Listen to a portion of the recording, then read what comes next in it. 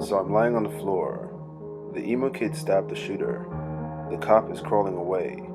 And the band room is louder than usual. Okay, so odd title, right? Yeah, I know. But hear me out, okay? Picture this. It's Friday, fourth period. Half the school is either leaving lunch or going to their elective. So with that in mind, the cafeteria connects to the library, gym, band room, and the auditorium.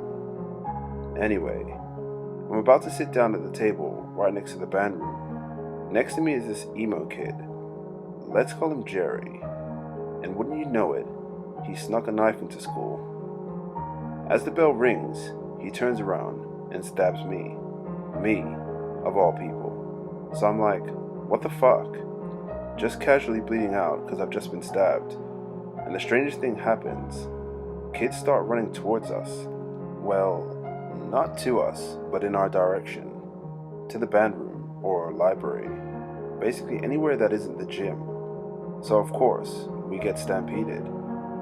Did I mention the gunshots? Imagine about 4 guns going off intermittently. In all honesty, lying on the ground didn't give me the best view. I probably would have been better off in Jerry's position, with him standing on the table to avoid the stampede and all. But of what I could see, one cop is pulling another out of the gym. And so the guy being pulled is firing 2 pistols like one of those action heroes. And at the same time, the person being shot at walks out some doors parallel to the cops. And wouldn't you know it, she is dragging the third cop around like a trophy. So it's about at this time that she straight up shoots the cops with the guns, crippling the other one. Because you see, they were as surprised as me. They probably still thought she was in the gym, probably giving covering fire, probably doing a lot of things, but not getting was one of them. With what I assumed was no choice, the newly crippled man crawled away back to the gym. And it was about at this time, once again, that the band room gets quite loud. Not the normal loud, mind you. I'm talking bass drums being rammed into each other, chimes and cymbals falling over, brass on brass action. And so the shooter gets the great idea to walk over to us. Well, not us, but in our direction. To the band room or library. Basically anywhere that wasn't the gym. Why, might you ask? Why was I so sure she wasn't walking back into the gym? Well, for starters, I was there. And secondly, she had just massacred the gym. Thirdly, I was there. But anyway, Jerry gets an even better idea than the shooter. This kid falls on the ground and drags me over to him. So, seeing all this happen, the shooter stops, walking in our general direction. Instead, she starts walking in our direction. Anyway, 3 shots, dick, right of heart and ear. Did I mention I knew this chick? Thinking back on it, I think she recognized me.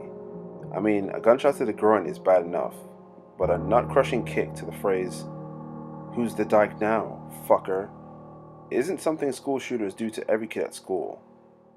Then again, she might have been talking to Jerry.